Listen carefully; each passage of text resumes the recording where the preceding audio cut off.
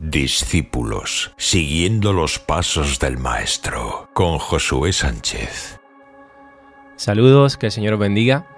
En los programas anteriores iniciamos una serie que nos llevó a lo largo de 4 programas en los cuales estuvimos hablando acerca de nuestro adversario el diablo, de hasta dónde llega su influencia en nuestras vidas y de cómo batallar contra él. Al ser un tema en el cual ha habido muy mala enseñanza en el mundo evangélico, surgen algunas dudas y preguntas que considero necesario responder y es lo que pretendo en el programa de hoy. He resumido o englobado estas preguntas básicamente en 3, que serían: primera, ¿puede un cristiano estar poseído o atado por demonios? Segunda, ¿puede un cristiano estar bajo maldiciones familiares o generacionales? Y tercera, ¿puede un cristiano ser poseído u oprimido por un demonio de enfermedad?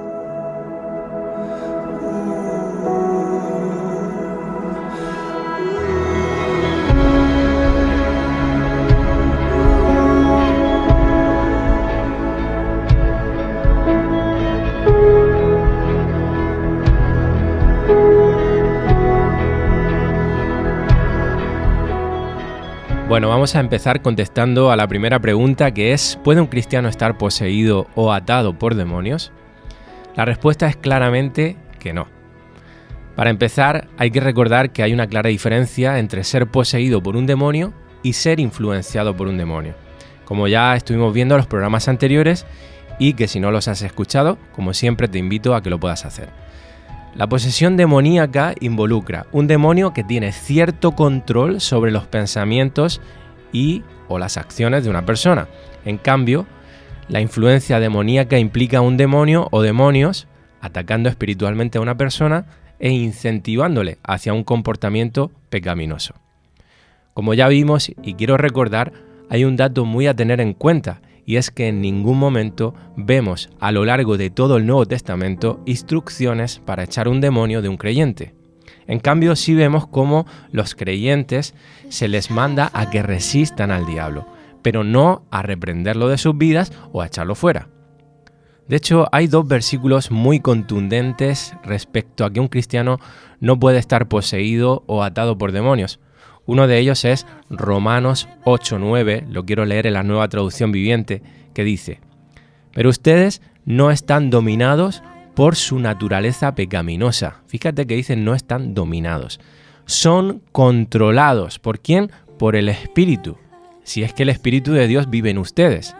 Y entre paréntesis dice: «Y recuerden que los que no tienen al Espíritu de Cristo en ellos, de ninguna manera pertenecen a Él».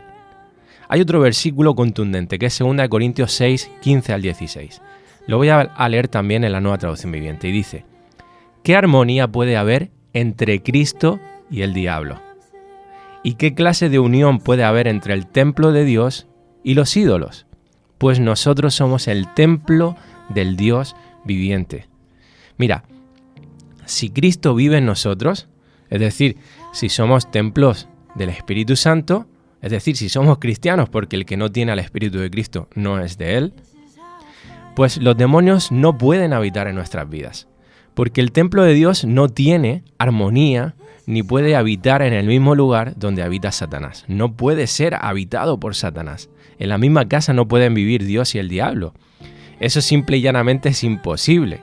Así que si Satanás pudiera habitar en nuestras vidas, estaríamos controlados hasta cierto punto por él, seríamos esclavos del pecado, seríamos enemigos de Dios, iríamos en contra de la voluntad de Dios.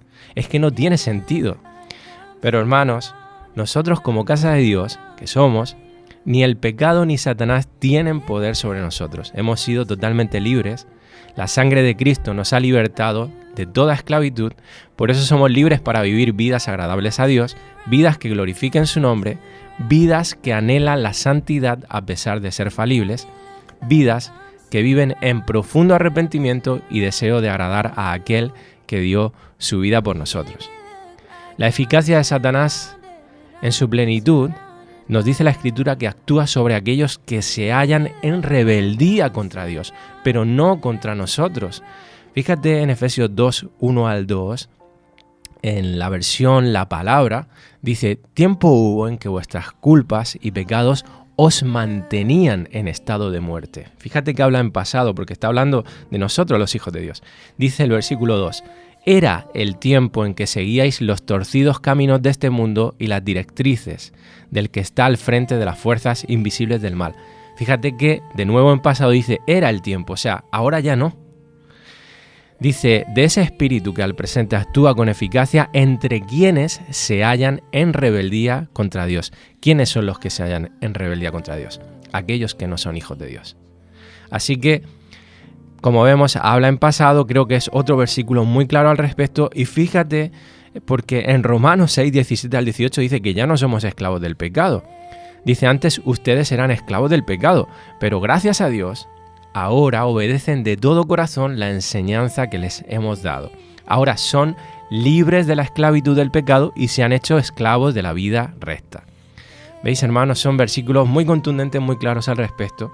Pero el problema es que gran parte de la culpa de que muchos creyentes piensen que es posible que un cristiano esté poseído o atado por demonios, aparte de por la enseñanza de muchos que han interpretado esto mal, es por la experiencia personal de ver a alguien que supuestamente, quédate con eso entre comillas, es cristiano, pero que está manifestando en su vida evidencias de ser controlado por Satanás, por los demonios. Es triste que tengamos la nefasta costumbre de anteponer nuestra experiencia personal por encima de las Escrituras. ¿A qué me refiero? Pues interpreto las Escrituras según mi experiencia y aun cuando mi experiencia sea puesta en tela de juicio porque las Escrituras revelan algo diferente, yo le doy más credibilidad a mi experiencia que a la palabra de Dios. Eso es triste, pero pasa con una habitualidad tremenda. Lo que tenemos que hacer, hermanos, es filtrar todas nuestras experiencias personales, por mucho que parezcan reales, a través de la verdad de la Escritura. La única verdad es la Escritura. Ver a alguien a quien pensamos que es un cristiano exhibir el comportamiento de alguien controlado o atado por Satanás debe de hacernos dudar de la autenticidad de su fe. Seguramente no es cristiano, porque es una contradicción absoluta. Así que no es el caso de un hijo de Dios que necesita liberación.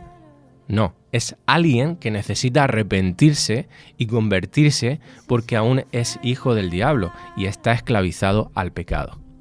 ¿Necesita liberación esa persona?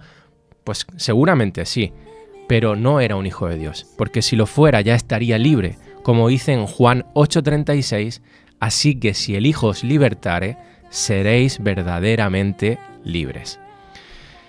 Es impensable que Dios permita que uno de sus hijos, a quien compró con la sangre de Cristo y que se convierte en una nueva criatura, en una nueva creación, sea poseído y controlado por un demonio. Y quiero volver a la pregunta del principio porque decía, ¿puede un cristiano estar poseído o atado? Quédate con esta parte, con esta segunda parte de la pregunta, ¿atado por demonios?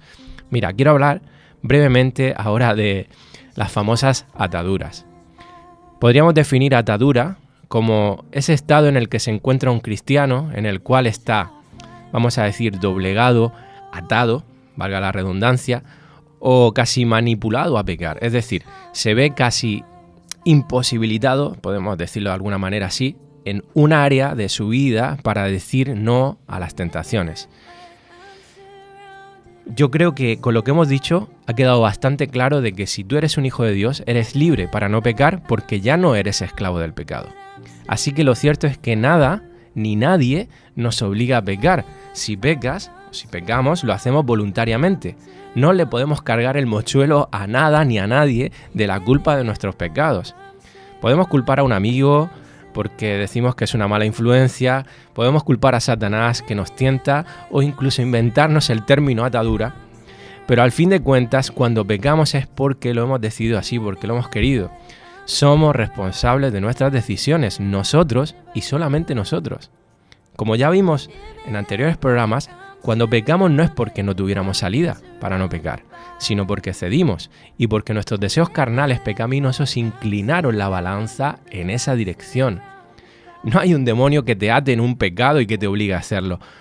No necesitas reprenderlo, ni a él ni a la supuesta atadura. Lo que necesitas es reconocer que hay en ti una debilidad hacia ese pecado que estás idolatrando. Es una debilidad y un ídolo que tienes en tu vida que el demonio, porque te observa, conoce y se aprovecha para sacar ventaja de ti.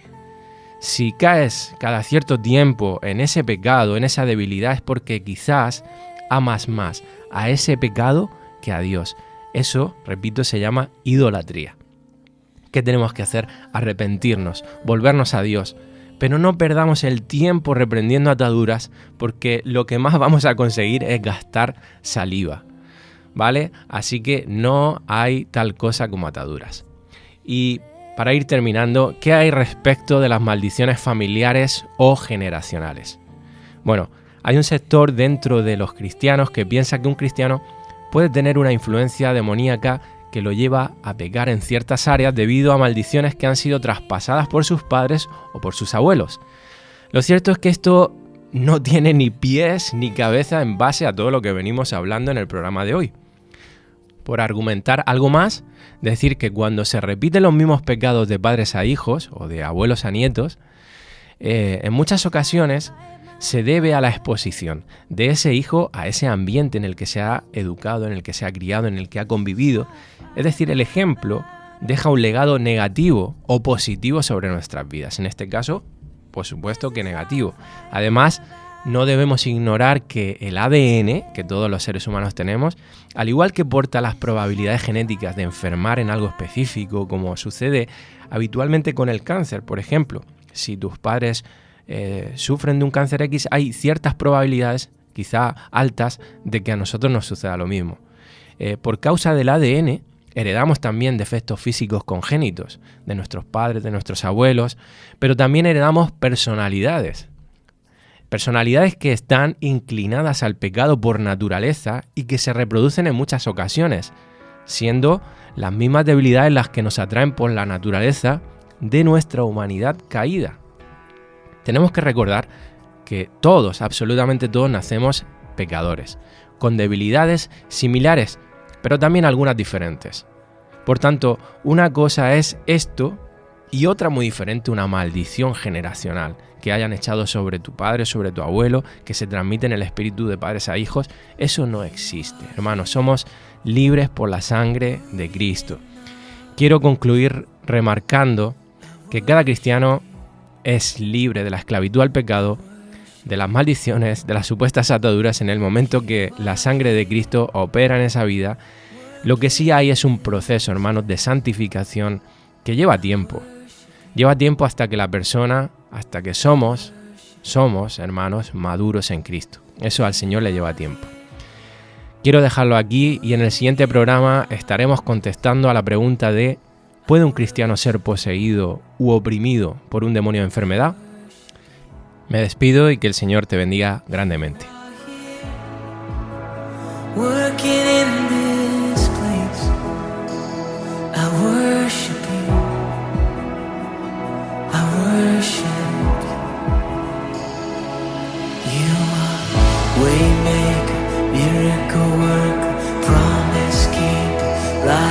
Darkness, my God, that is who you are. You are waymaker, miracle worker, promise keeper, light in the darkness, my God, that is who you are.